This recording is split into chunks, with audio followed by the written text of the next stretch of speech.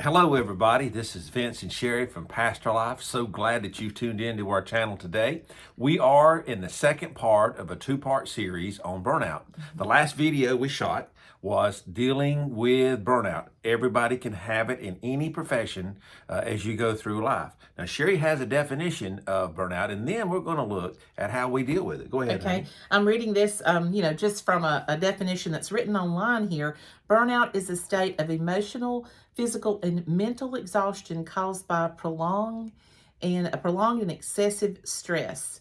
And it's characterized by three dimensions: feeling exhausted, drained, and depleted of energy, cynicism, developing a negative attitude towards like maybe your work, your life, your feelings, just being cynical overall. So the first one is no energy. Exhaustion. The Yes, second one is you're sort of cynical. that's right. So as I'm saying this, you might hear it in your own life. That's Say, well, right. am I out of energy? And being, maybe being critical of everything. I Everything. felt myself Yeah, doing that I've too done that. sometimes.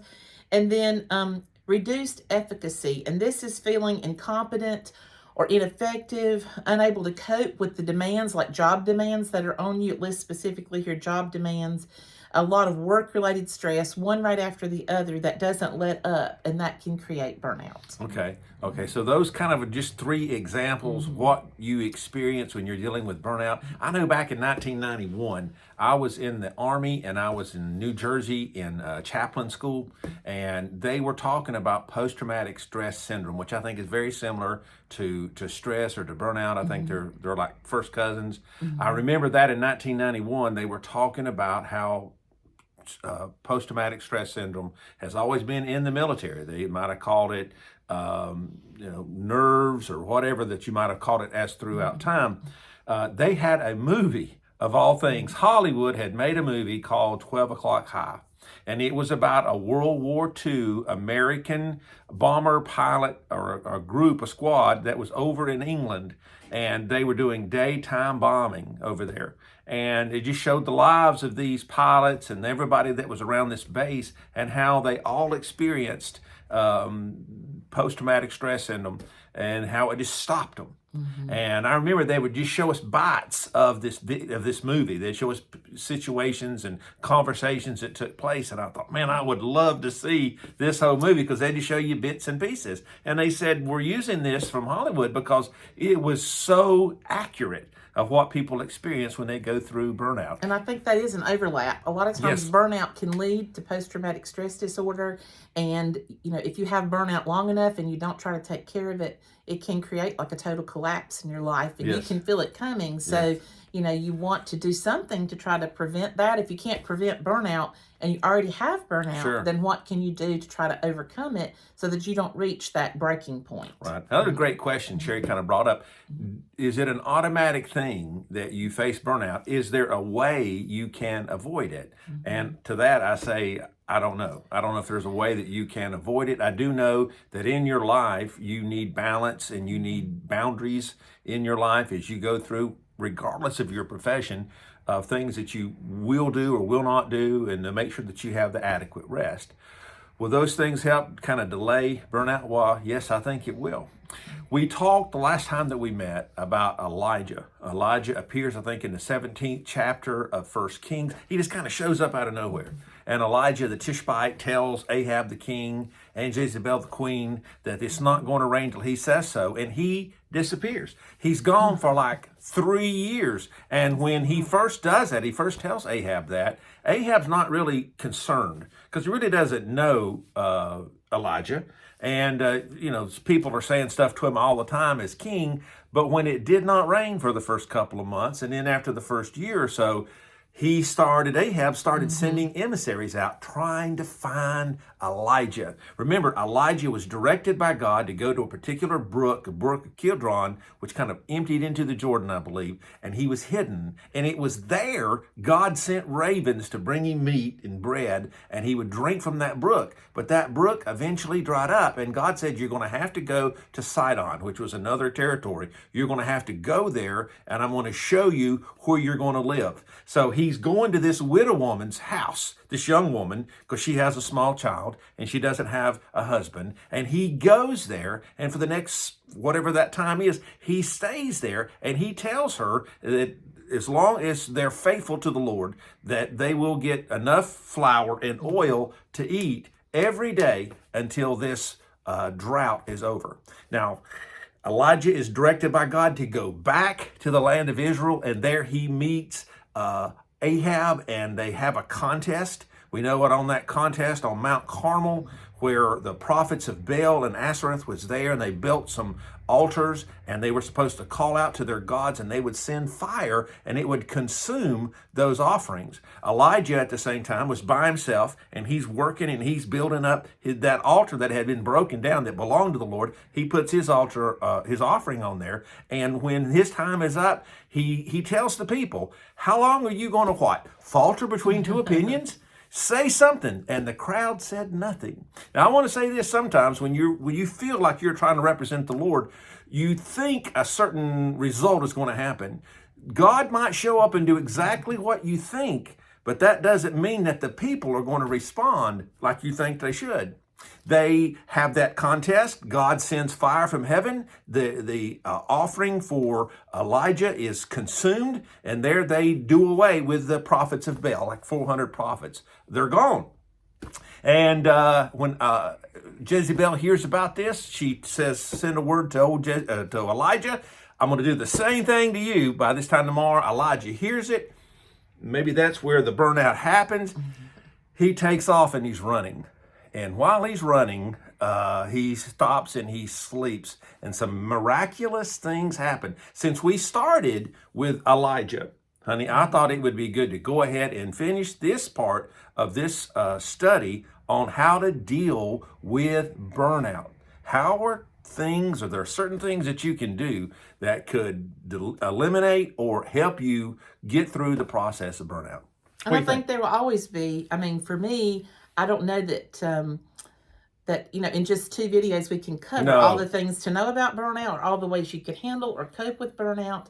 I think there's a beautiful parallel there in the story you just told about rain.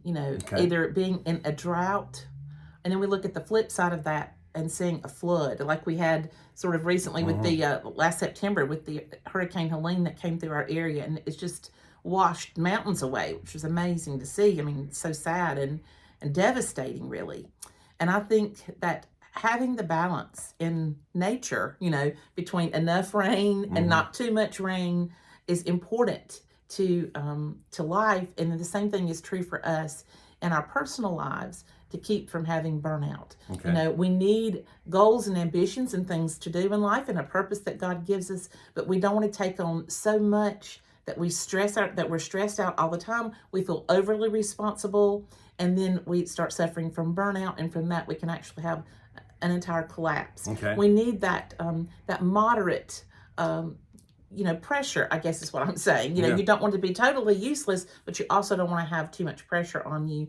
And so I just, when you were telling that story about Elijah, it just kind of hit me. That's sort of a parallel to how we hope life would be, to have enough water to sustain us, but not too much water that will run us over and knock down mountains. So, yeah. Okay.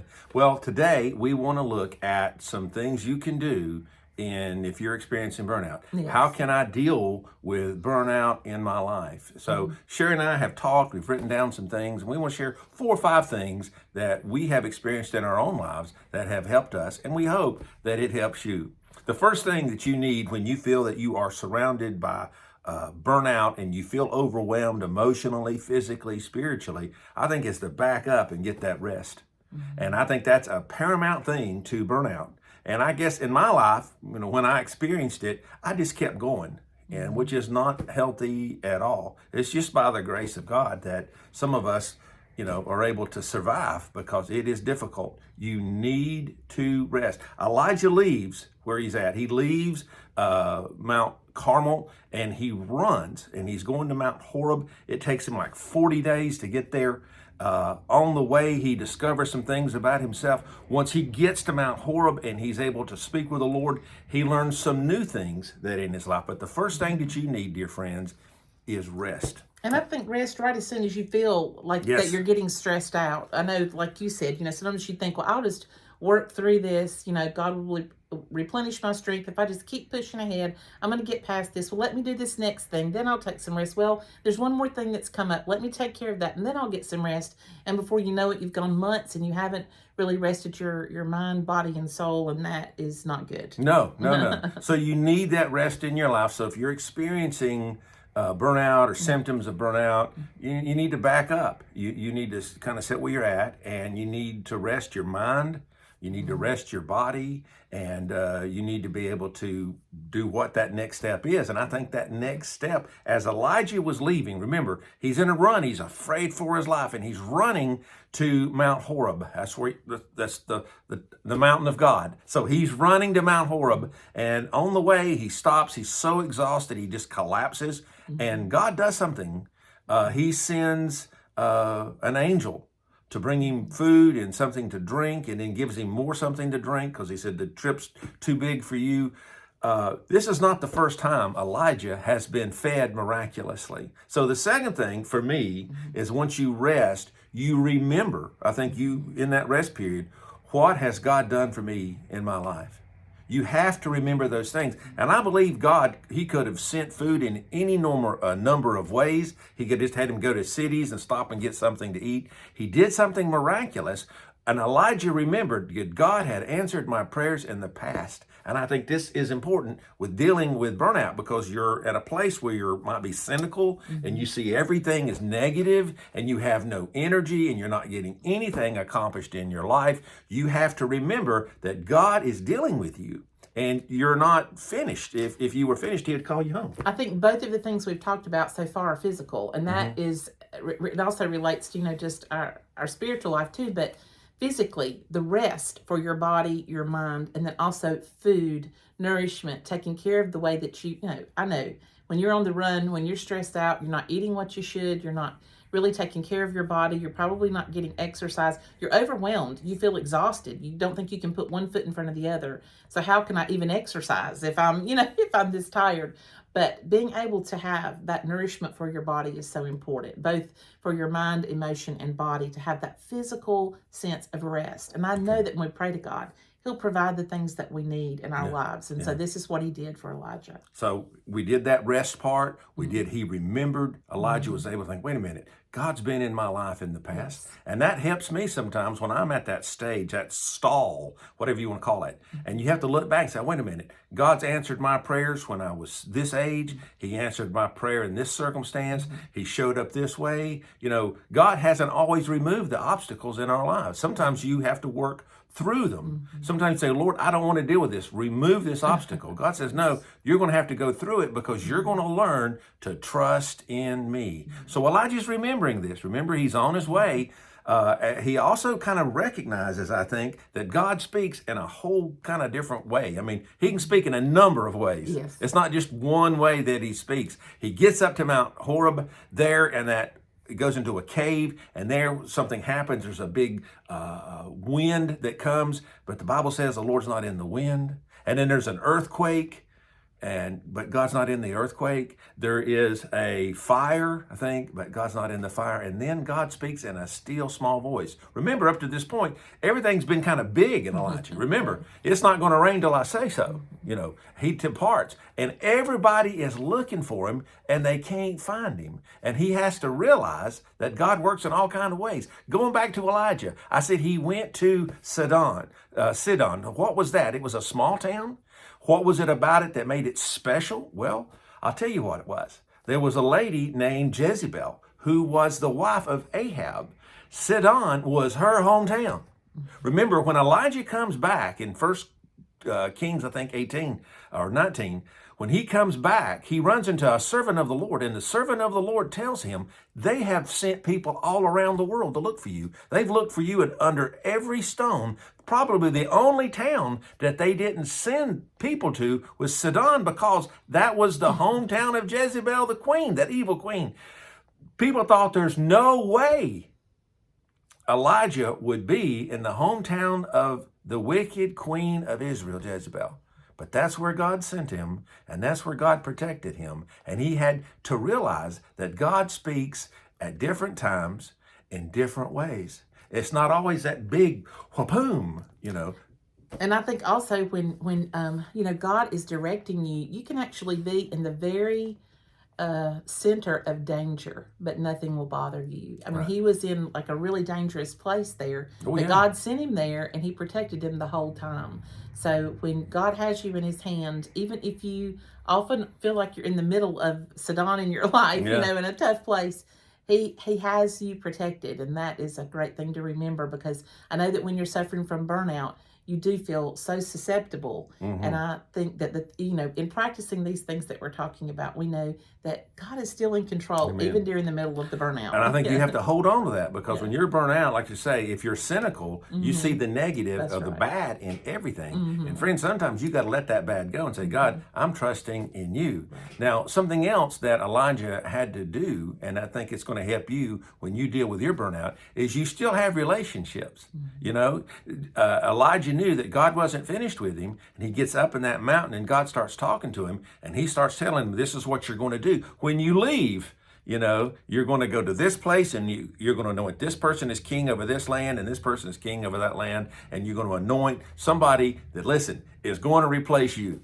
Did Elijah get upset and say, nobody can replace me, Lord? He said, hey, you tell me who to lay hands on, and I'll lay hands on it. I'm ready to be whatever. So I think you have to remember that there's people in your life that you just can't, I think, walk away from. You're going to have to deal with them, talk to them, and they can be useful to you, and you can be useful to them. Elijah was able to get that word, and he was able to have a renewed sense of purpose. It wasn't the same kind of ministry that he had.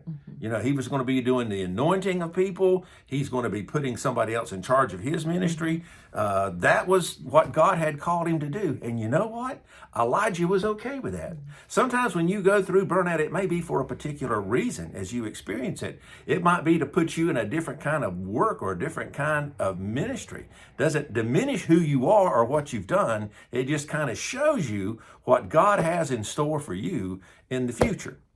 So don't let burnout get to the better end of you. And if you have a spouse or a friend, sometimes they're the ones that can tell you, I think you're experiencing the symptoms of burnout.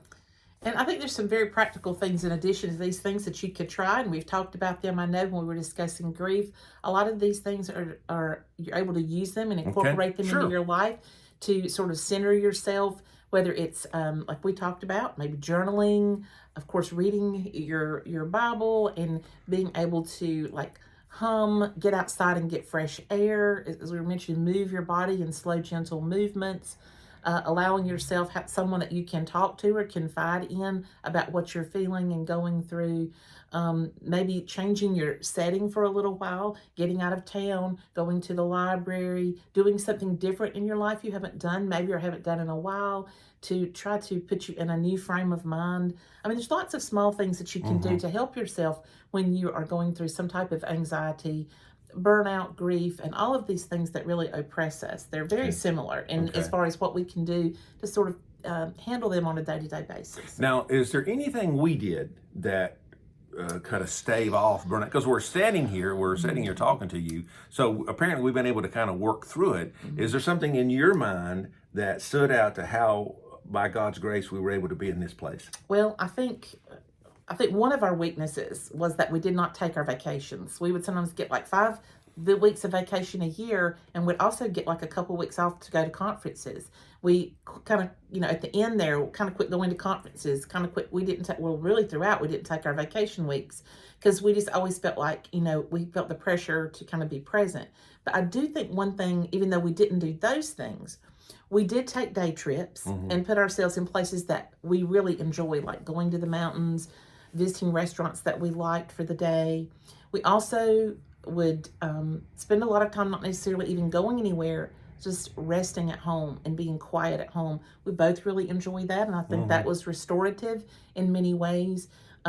We would try to get together sometimes with our family, and that would be something that we would often miss opportunities to be with our family because of ministry obligations. And so when we had just a little bit of time or a day or two off, we would try to put ourselves either at a ball game or, some type of event with our family, have them over so that we could spend a little bit of time with them. I think Okay. those things helped. Okay, I think on my end of it, my biggest problem was that I thought I was superhuman. I'll be honest with you. I thought I could do it all, say it all, be everywhere, be at every, somebody's going through a trial to be there, and it wouldn't last if I wasn't there. They couldn't make it without me, which is ridiculous. It's ridiculous. So if you're a pastor and you listen to this, don't ever get to the opinion of yourself that it's going to shut down if you're not there. Dear friends, it's going to go on. And to me, that is a relief. That, Lord, that this was not my work, it's your work. I'm not a shepherd. I'm the under shepherd of a congregation. And for that kind of ministry, I think I had the right mentality. I just thought I had to be there all the time, which is wrong. You need to set those boundaries in your life. What you will do, and to be a wonderful thing, is if you have a cell phone, if you can cut it off. If you're going to accentuate on day trips, then cut that phone off because you're thinking. I remember one time we were up in the mountains and got a call that somebody had passed away, and of course that's what I was waiting on. And you have that phone on for those such emergencies. So even if I was somewhere else, I was in my mind, I was still back at my church. I would say that the majority of times that we were on a vacation type trip or away, even like an overnight trip, we got a call that we sort of need you back here. Yeah. And that can be devastating, because you're just trying to get a couple days away. And we know that sometimes people at home can't help it, things No, have happened, no. and it's not to say that. It's just the way that it worked. Mhm. And I think a lot of times, instead of saying, okay, let's let someone else step in for me until I can get home at my appointed time, you feel that obligation. I need to go right now and do it. Nobody can really do this but me. And so that's not always healthy. No. If you can let someone step in for you for a little while so that you can get one more day of rest, or you can get, like for us, many times we just might be gone for one night or two. And have to turn around and come home sometimes the very day that we got there. And that would always be difficult. So, just try to do what you can to let other people step in for you, even though that's hard. I think those kind of things can create burnout a lot faster. And it depends on personality. Some people, if you have a really type A personality, you have a ton of energy and you're always on the go and you're used to being on the go, to suddenly stop and rest is against nature for you. Yes. And I think this was Vince. He felt not only, very responsible for everything and everyone, but he also just, if he wasn't on the go, it felt like something was wrong. And now that you've been in retirement for a little while, you've been able to adjust to the fact that, wait a minute, being still and quiet is okay. And so, well, you've done a better job of it. I've done better it way job. well. I felt that it was God's will. And I think when you accept God's path for your life, it's a whole lot easier than spitting and kicking and swinging and fighting what God wants you to do. And I think there's a lot of people get this mentality about retirement, and we resisted saying retirement because we really didn't want to say retirement. We're moving into pastor life. It's a whole other ministry. It's a ministry just like any other ministry. It may not be that you go into the office 17 hours a day, but it's still it's our what we're called to do. Yeah. And so we really resisted retirement, but so many people called it that, and it does feel like that in many ways. Yeah. I guess because of the age that we are now and the shift and the change. But just because you enter retirement does not mean that you're done. It doesn't mean that God doesn't have a plan for you. When you have your rest and you get refreshed, God may open a whole brand new door or window for you to serve Him, a new thing that you never thought possible. And so don't take it that, oh, I'm retiring now. I'm done. My life is over. God's finished with me here.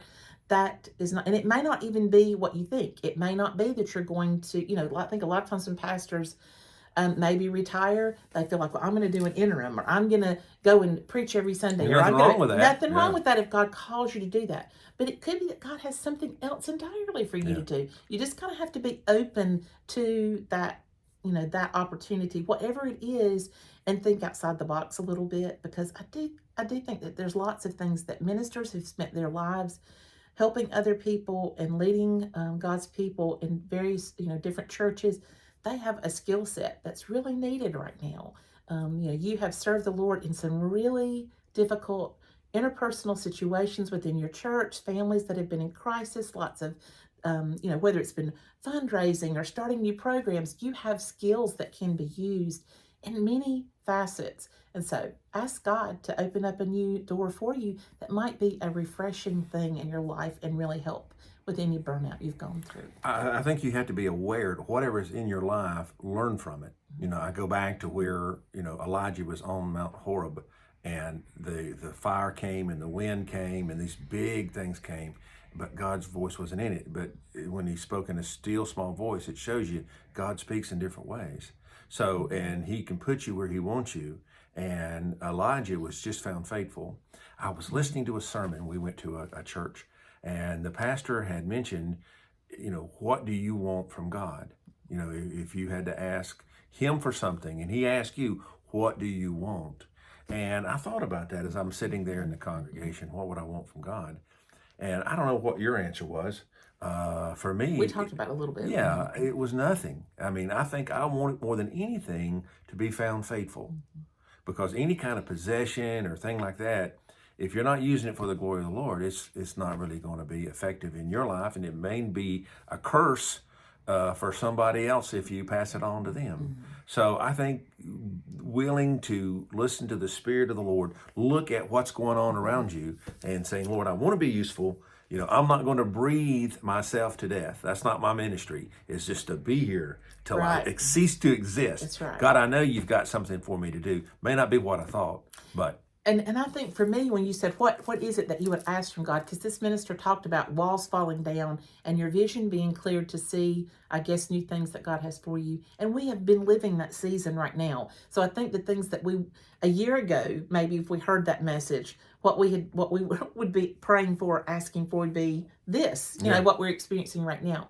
But my words for the year, and many of you who follow me on the Homespun Wife know this, my theme this year is healing and light.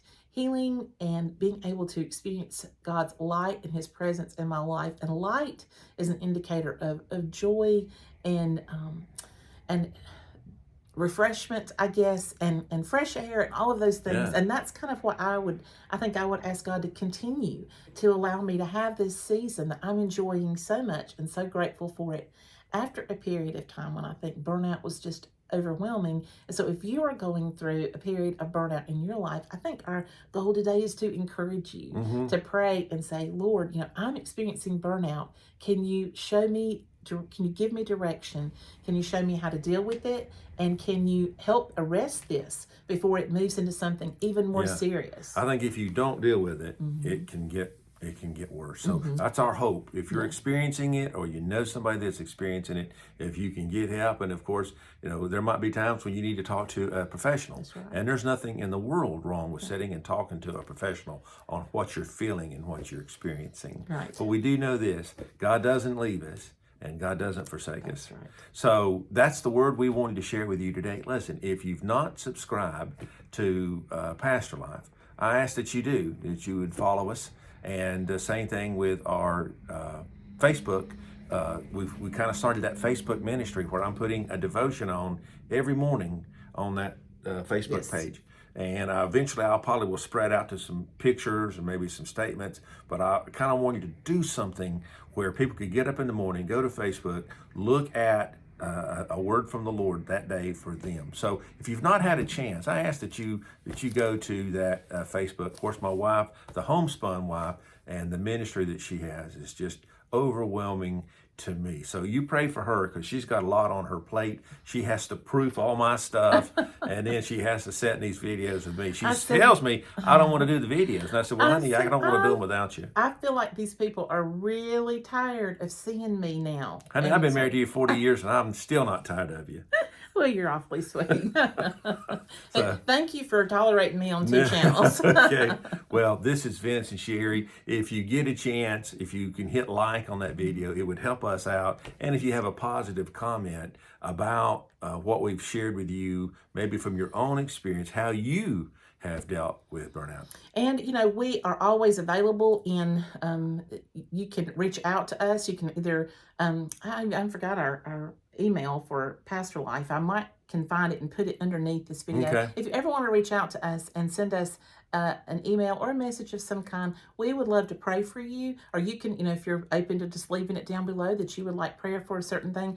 Many people on the Homespun Wife also ask me to pray, and we pray together Yes. for these needs. When we're reading these back and forth, we'll stop what we're doing. Yeah, I'll say, honey, hey, one of my people on the Homespun Wife is having this issue, or their child is having an issue. We need to stop and pray, and we will. We want to pray for you, and we love you guys. And so just let us know, and relate to us there in those comments. Well, this is Vince and Sherry from Pastor Life. Thank you guys for tuning in. Hit like, and if you could, subscribe, and looking forward to hearing from you. God bless. Have a great day. Bye-bye.